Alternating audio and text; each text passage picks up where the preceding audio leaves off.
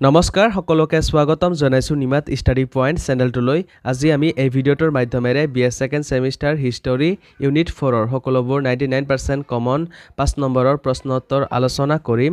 যদি তুমি এতিয়ালৈকে এই চেনেলটো সাবস্ক্ৰাইব কৰা নাই তেন্তে প্লিজ চেনেলটো সাবস্ক্ৰাইব কৰি দিবা আৰু এইটো ভিডিঅ' তোমালোকৰ বন্ধু-বান্ধৱী অথবা হিষ্টৰীৰ হোৱাটছআপ গ্ৰুপত শ্বেয়াৰ কৰি দিবা মৰমৰ ছাত্ৰ-ছাত্ৰীসকল এইটো ভিডিঅ'ৰ ডেসক্ৰিপচনত BS সেকেণ্ড সেমিষ্টাৰ হিষ্টৰীৰ সকলো ইউনিটৰ ভিডিঅ'ৰ প্লেলিষ্টৰ লিংক দিয়া আছে তাত ক্লিক কৰি তোমালোকে সকলো ইউনিটৰ ভিডিঅ'বোৰ চাই ল'বা সবলা তেন্তে বেছি পলম নকৰি আজিৰ ভিডিঅ'টো আমি আৰম্ভ কৰোঁ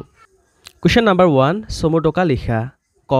দিন ই ইলাহি এনসাৰ দিন ই ইলাহি নামৰ ধৰ্মটো সম্ৰাট আকবৰে উলিয়াইছিল আকবৰৰ ৰাজত্বৰ সময়ছোৱাতে পৃথিৱীৰ বিভিন্ন দেশত ধৰ্ম সম্বন্ধে এক তলপাৰ লগাইছিল আকবৰে প্ৰকৃত ধৰ্মক তেওঁৰ প্ৰজাবৰ্গৰ মাজত প্ৰতিষ্ঠা কৰি তোলাত গুৰুত্ব আৰোপ কৰিছিল তেওঁ বিশ্বজনীন ভাতৃত্বৰ আদৰ্শৰে অনুপ্ৰাণিত হৈ সম্ৰাটে ধৰ্মভিত্তিক দূৰ কৰিবলৈ উঠি পৰি লাগিছিল সম্ৰাটে হততে হিন্দু জৈন শিখ পাৰ্চী খ্ৰীষ্টিয়ান মুছলমান ইহুদী আদি এই সকলো ধৰ্মৰ প্ৰকৃত গুণী জ্ঞানী ব্যক্তিৰ লগত আলোচনা বিলোচনা কৰিছিল ফাতেহপুৰ সিক্ৰীত ইবাদত খানা অৰ্থাৎ প্ৰাৰ্থনা গৃহ নিৰ্মাণ কৰি তেওঁ ধৰ্মীয় তত্ত্ব কথাবিলাক আনৰ মুখৰ পৰা শুনিছিল আৰু তত্ত্ববিলাক বুজিবলৈ চেষ্টা কৰিছিল তেওঁ শেখ মোবাৰক ফৈজী আবুল ফজল হৰি বিজয় চুৰী দেৱী বিজয়সেন চুৰী আদি বিভিন্ন দাৰ্শনিক পণ্ডিতক সমাদৰ কৰিছিল আকবৰে যি উদাৰ মনোভাৱ দেখুৱাইছিল সি বহুতৰে মনপুত হোৱা নাছিল বিশেষকৈ গৰা ধৰ্মগুৰু বা মুছলমান উলেমাসকলে সম্ৰাটৰ এনে আচৰণৰ বিৰুদ্ধেও থিয় দিছিল সম্ৰাট আকবৰে সকলো ধৰ্মৰ সাৰমৰ্ম লৈ দিন ইলাহি নামৰ এখন নতুন ধৰ্ম উলিয়াইছিল এই দিন ইলাহি পন্থীসকলে সম্ৰাটক মানি চলিবলৈ আৰু তেওঁলোকৰ জীৱন সন্মান সম্পত্তি বিশ্বাস আদি সম্ৰাটৰ ওপৰত সমৰ্পণ কৰিবলৈ প্ৰতিজ্ঞাবদ্ধ হৈছিল কাৰণ তেতিয়াহে প্ৰকৃত আধ্যাত্মিক সত্য বিচাৰি উলিয়াবলৈ সম্ৰাটে তেওঁলোকক পৰিচালনা কৰিব পাৰিব মৰমৰ ছাত্ৰ-ছাত্ৰীসকল ভিডিঅ'টো আগবঢ়োৱাৰ আগতে এটা সুখবৰ তোমালোকৰ বাবে আমি অতি কম মূল্যত মাত্ৰ 29 টকাত BS সেকেণ্ড সেমিষ্টাৰ হিষ্টৰীৰ মডেল কুৱেশ্যনছ এণ্ড এনসাৰ্ছৰ ই-বুক তৈয়াৰ কৰিছোঁ যোৱা বছৰ যিসকল ছাত্ৰ-ছাত্ৰীয়ে এই ই-বুকটো ডাউনলোড কৰিছিল তেওঁলোকৰ ফাইনেল এক্সামত 100% কমন পৰিছিল বুলি তেওঁলোকে জনাইছে তোমালোকেও যদি এই ই-বুকটো ডাউনলোড কৰিব বিচৰা তেন্তে স্ক্ৰীনত দিয়া হোৱাটছআপ নাম্বাৰ অথবা ডেসক্ৰিপচনত দিয়া লিংকত ক্লিক কৰি তোমালোকে মোৰ মেনেজাৰৰ লগত কন্টেক্ট কৰিবা ধন্যবাদ খ মনসবদাৰী প্ৰথা এনসাৰ আকবৰৰ শাসন ব্যৱস্থাৰ অন্যতম উল্লেখযোগ্য বৈশিষ্ট্য আছিল মনসবদাৰী প্ৰথাৰ প্ৰচলন এই প্ৰথাৰ ওপৰত ভিত্তি কৰিয়েই আকবৰে তেওঁৰ বেসামৰিক শাসন ব্যৱস্থা গঢ়ি তুলিবলৈ আৰু অভিজাত আৰু সৈন্যবাহিনী উভয়কে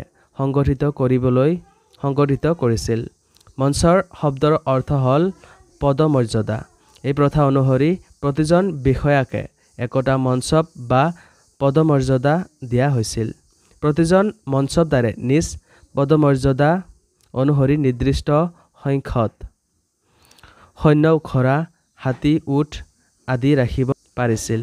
আকবৰৰ দিনত মুঠতে 33টা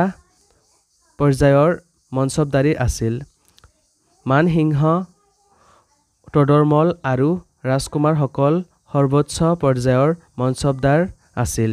মঞ্চবদাৰসকলক বৰ উচ্চ হাৰত বেতন দিয়া হৈছিল সম্ভৱতঃ পৃথিৱীৰ ভিতৰত তেওঁলোকেই সৰ্বাধিক বেতনভোগী বিষয়া আছিল তেওঁলোকে বেতনৰ পৰাই ব্যক্তিগত হাতী ঘোঁৰাৰ ভৰণ পোষণ দিবলগীয়া হৈছিল যদিও মঞ্চবদাৰসকলে আমোদ প্ৰমোদৰ মাজতে বিলাসীপূৰ্ণ জীৱন যাপন কৰিব পাৰিছিল এই মঞ্চবদাৰী লাভ সম্ৰাটৰ ইচ্ছা ও অনুগ্ৰহৰ ওপৰত নিৰ্ভৰ কৰিছিল উত্তৰাধিকাৰী সূত্ৰে মঞ্চবদাৰী লাভ কৰিব পৰা নগৈছিল গ ঔৰংজেবৰ ৰাজপুত নীতি এনসাৰটো তোমালোকে চাই লোৱা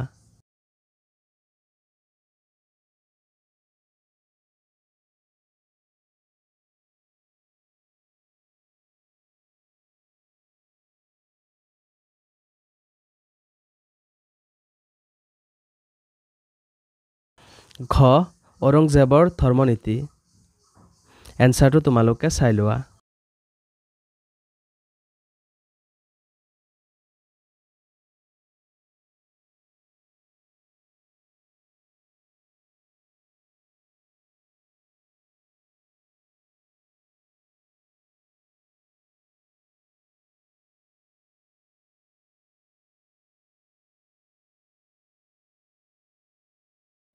অঙ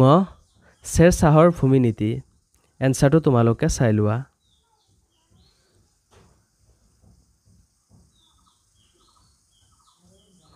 প্ৰথম ছ আকবৰৰ ৰাজহ সংস্কাৰ